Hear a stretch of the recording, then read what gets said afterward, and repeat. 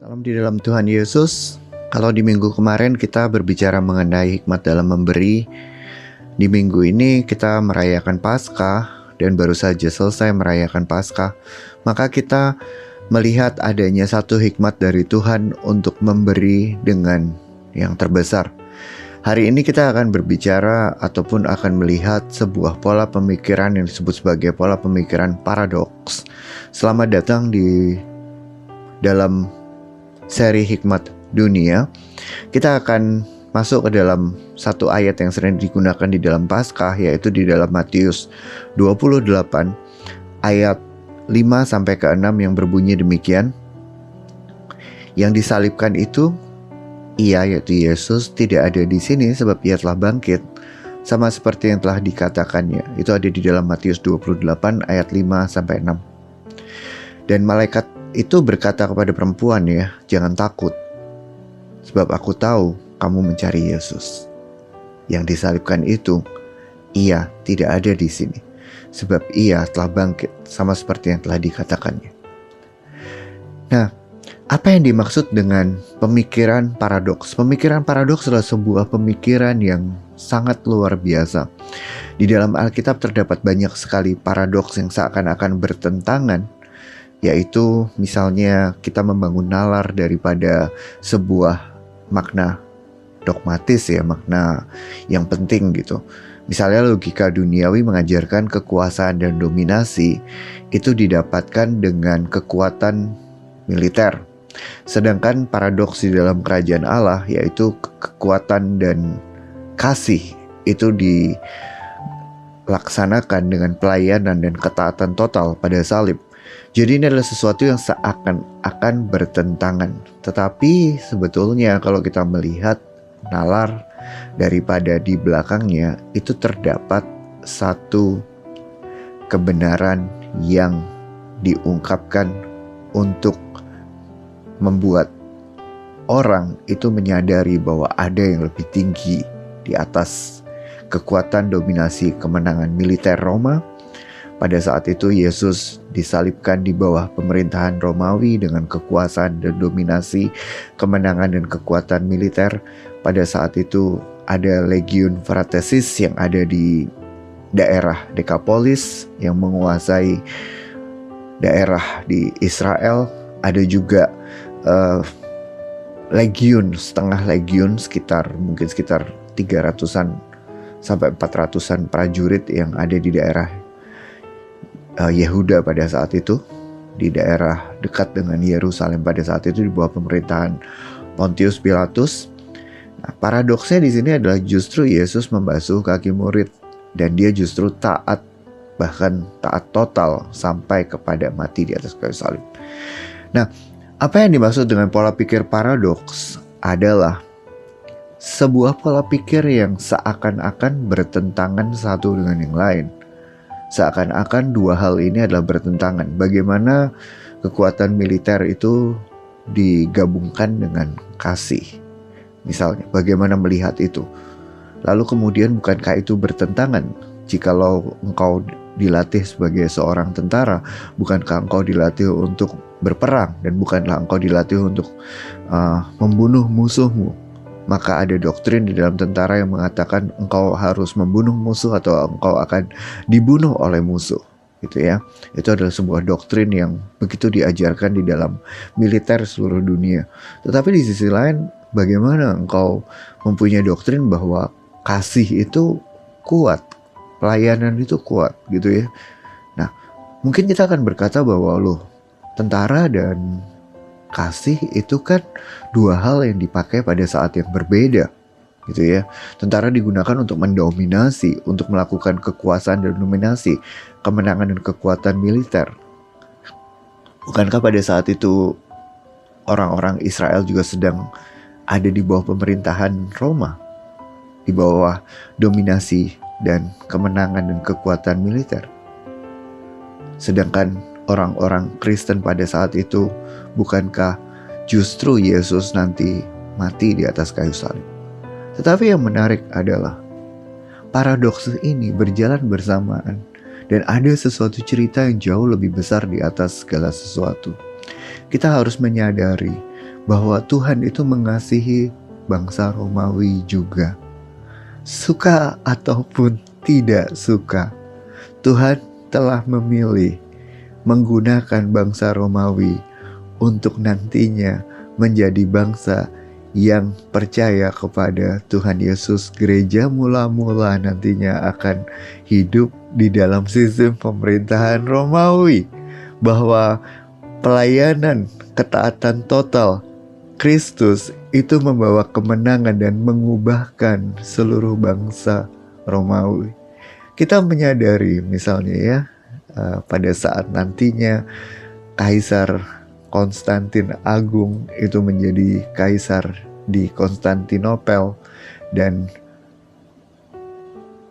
kerajaan Romawi itu tanda kutip ya, bukan terpecah ya, menjadi dua raja, yaitu Romawi Barat dan Romawi Timur, dengan ibu kota Romawi Barat di kota Roma dan ibu kota Romawi Timur di kota Konstantinopel pada tahun 300-an 50 sekian ya.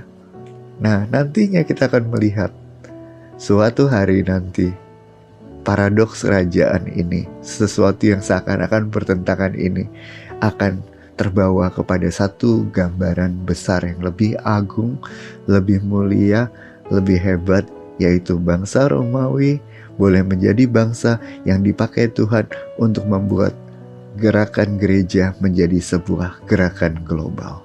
Luar biasa ya.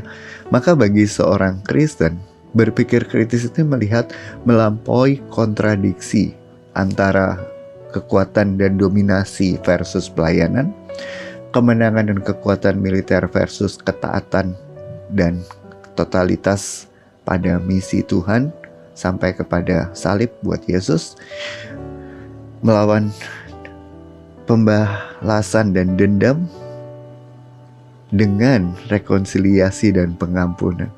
Yaitu bagi seorang Kristen, berpikir kritis berarti melihat melampaui kontradiksi sebagai sebuah paradoks di mana ada kebenaran yang lebih tinggi daripada kontradiksi tersebut. Pada saat Tuhan Yesus itu bangkit, juga ada kontradiksi yang terjadi. Pesan malaikat yang tadi barusan kita baca itu mengejutkan akal. Seorang penjahat yang dihukum mati, dia bukan hanya penjahat biasa, tetapi dia adalah Tuhan dan sumber kehidupan. Kubur yang adalah kehampaan itu memancarkan kehidupan. Waktu Yesus bangkit, prajurit-prajurit Roma yang tidak percaya kepada dia seakan-akan mati. Ini dua hal yang bertentangan, hidup dan mati. Ini adalah paradoks kuburan. Paradoks pertama yang kita temukan seputaran penyaliban dan kebangkitan Yesus. Paradoks yang kedua yang kita temukan juga adalah ketika Yesus mati di kayu salib.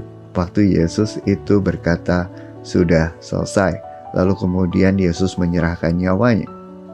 Pada saat dia mati, yang terjadi adalah orang-orang kudus di Yerusalem bangkit. Jadi kematian Yesus menjadi pokok kehidupan bagi orang-orang kudus, tetapi kebangkitan Yesus menjadi kematian bagi orang yang tidak percaya. Ini dua paradoks yang berbeda, gitu ya. Satu paradoks yang terjadi di atas kayu salib, yang kedua adalah paradoks yang terjadi di dalam kuburan Yesus. Peristiwanya berselang 3 hari. Kondisinya berselang 3 hari. Paradoks yang pertama, kematian Yesus membawa kehidupan bagi orang yang percaya kepada Dia. Artinya apa? Yang lebih tinggi dari itu adalah Kristus menjadi pokok dari kehidupan kekal. Dan yang kedua, paradoks yang berikutnya, ini paradoks Paskah, paradoks kuburan yang orang jarang menyadari, yaitu bahwa ketika Yesus bangkit, prajurit-prajurit Roma ketakutan seperti orang mati. Artinya prajurit Roma itu mengalami kematian rohani karena dia tidak percaya kepada Yesus. Maka kebangkitan Yesus menjadi sumber kutuk atau sumber penghakiman bagi orang yang tidak percaya kepadanya, menjadi alasan bagi kematian kekal orang-orang yang tidak percaya kepadanya. Ini sebuah peringatan yang mungkin orang gak menyadari hal ini. Ini adalah sebuah paradoks yang besar sekali. Maka pemikiran paradoks ini menjadi sesuatu yang tinggi nilainya pada pemikiran kritis. Jikalau kita diajarkan misalnya untuk berkata lawan kata antonim misalnya dari mengasihi adalah membenci. Nah, pernahkah kita berpikir bahwa mengasihi dan membenci adalah satu paket? Dan di antara paket itu ada kebenaran yang lebih tinggi. Misalnya contoh, saya mengasihi keluarga saya, katakanlah saya mengasihi kakak saya.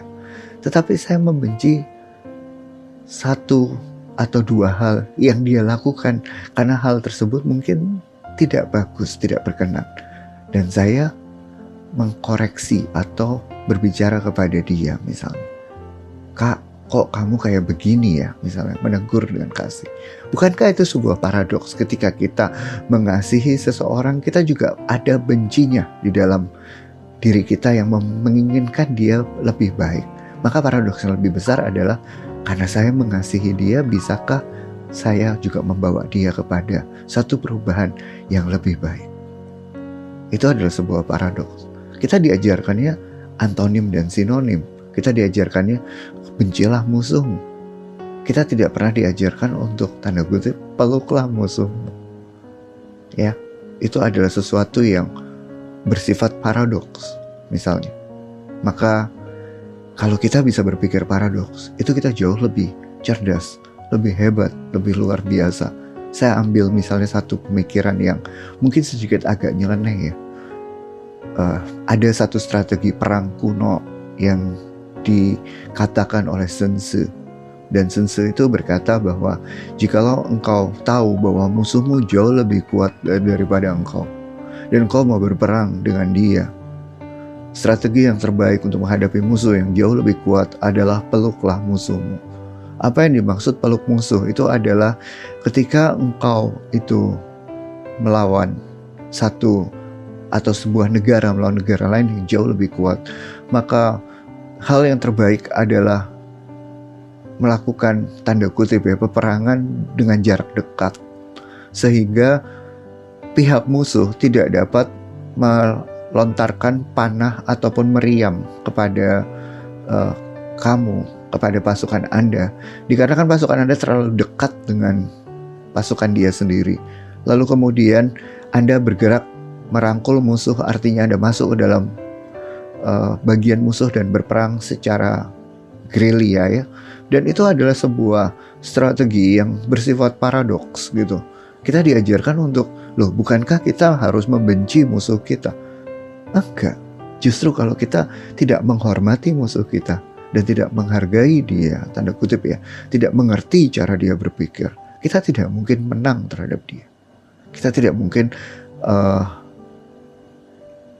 bisa mengalahkan dia hanya karena the pure hatred atau kemarahan yang murni, gak bisa. Kebencian yang murni, gak bisa.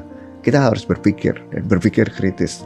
Begitu juga waktu kita menghadapi permasalahan di dalam dunia, itu juga kita harus memiliki sebuah pemikiran yang lebih dalam atau bersifat paradoks. Di sini ada sebuah paradoks juga yang terjadi ketika Tuhan Yesus itu mati di atas kayu salib, yang paradoks yang ketiga, yaitu dia membuat sebuah tanda kutip kesalahan terbesar. Ini yang berkata bukan saya, yang berkata adalah Martin Luther King Jr. Di dalam sebuah sermon pada tahun 1950-an, Martin Luther pernah berkata, tanda kutip ya, kesalahan terbesar dari Yesus adalah bertindak berdasarkan kebenaran. Dia memiliki kemampuan yang luar biasa untuk taat pada kewajiban, di mana kewajiban itu tanda kutip tidak terlaksanakan karena dia mati. Yaitu apa? Menyatakan kebenaran di dalam kehidupannya dia dihukum karena menyatakan kebenaran. Ini sebuah paradoks. Ketika dia menyatakan kebenaran, dia dihukum mati. Harusnya menyatakan kebenaran kan dia diberikan reward ya, hadiah ya, karena dia berbuat baik. Tetapi yang terjadi adalah dia justru dihukum mati. Sehingga seakan-akan Yesus yang melakukan kebenaran dan taat itu malah tidak bisa melaksanakan kewajiban dia untuk menyatakan kebenaran. Tetapi justru ada kemenangan di balik tragedi salib, di mana Tuhan itu membangkitkan dia. Nah, itu adalah sebuah paradoks. Gambaran yang lebih besarnya adalah Tuhan membangkitkan dia. Tadi juga sense adalah sebuah paradoks ketika kita memeluk musuh kita. Loh, kok memeluk musuh? Iya, gambaran yang besarnya adalah kita membuat musuh kita memukul dirinya sendiri ketika dia hendak melukai tanda kutip kita karena terlalu dekat, sehingga kita bisa memenangkan peperangan tersebut, ya.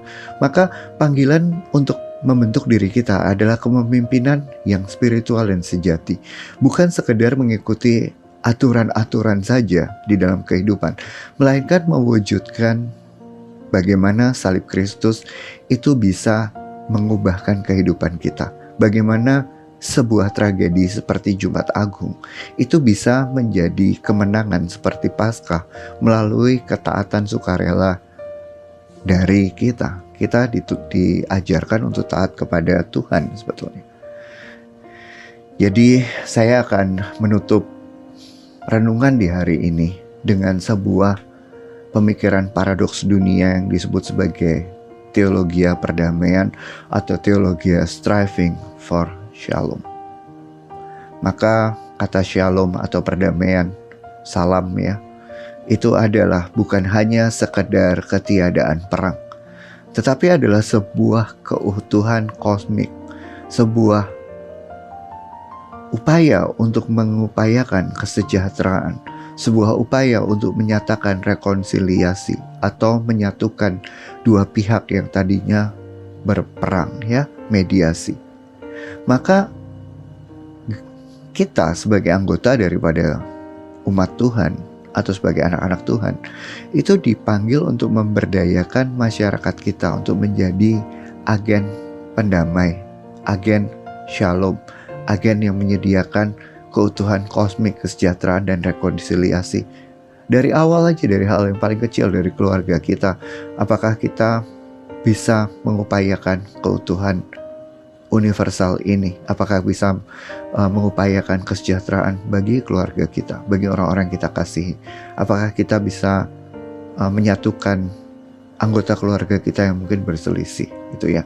Apakah kita bisa menyediakan well-being ataupun menyatakan kesejahteraan bagi seluruh anggota keluarga kita, rumah kita, keluarga besar kita? Maka kalau Sun Tzu mengajarkan memeluk musuh untuk menang, Kristus mengajarkan membasuh kaki murid-murid. Kristus mengajarkan kasihilah musuhmu. Kristus mengajarkan sesuatu yang jauh lebih tinggi lagi, yaitu kita harus menghasilkan sebuah gelombang kejut perdamaian yang bisa mendamaikan diri kita dengan musuh kita dikarenakan kasih yang dimulai sebetulnya dari perdamaian kita dengan Tuhan. Mari kita berdoa supaya kita boleh memiliki damai di dalam kehidupan kita dan boleh melakukan pekerjaan yang membawa kepada shalom atau striving for shalom. Mari kita berdoa. Tuhan, kami bersyukur untuk anugerah Tuhan. Terima kasih untuk renungan pada malam hari ini. Kami berdoa semoga hidup kami yang satu kali adalah hidup yang membawa shalom bagi keluarga kami, bagi rekan-rekan kami di kantor, ataupun bagi masyarakat kami. Terima kasih Tuhan, di dalam dan demi nama Yesus kami berdoa. Amin. Sampai berjumpa lagi, Tuhan Yesus memberkati.